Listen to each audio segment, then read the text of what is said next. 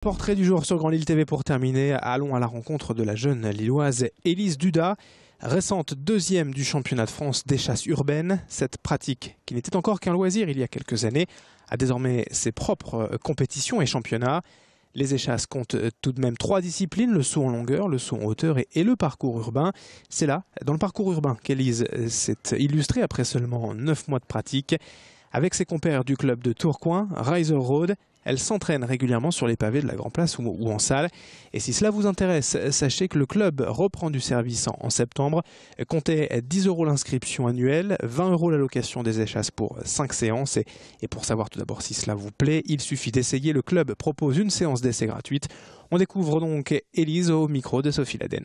C'est vraiment la sensation qu'on a quand on saute, le fait de vraiment d'être en hauteur. Et puis après, c'est aussi un sport qui est assez libre, qu'on peut faire vraiment partout, qu'on soit dans une salle de sport ou qu'on soit dans la rue, quoi. Donc c'est ça qui est sympa. C'est pas courant, ça fait quelques années en fait que ça existe en France.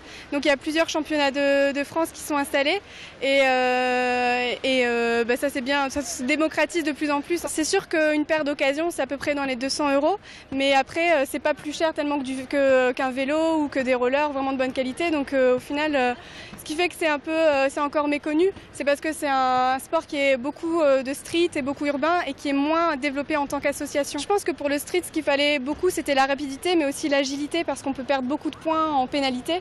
Et c'est ça qui a fait que j'ai gagné, en fait, que j'ai pu décrocher un titre, c'est le fait que j'étais assez rapide et en même temps que j'ai réussi à tenir la distance en agilité. À l'avenir, c'est sûr que s'il y a de plus en plus de compétitions, j'essaierai de participer à toutes les compétitions et j'espère progresser, surtout sur le saut en hauteur. Là, j'ai gagné le street. Peut-être qu'à la prochaine compétition à Meudon, je gagnerai d'autres parcours, on va dire.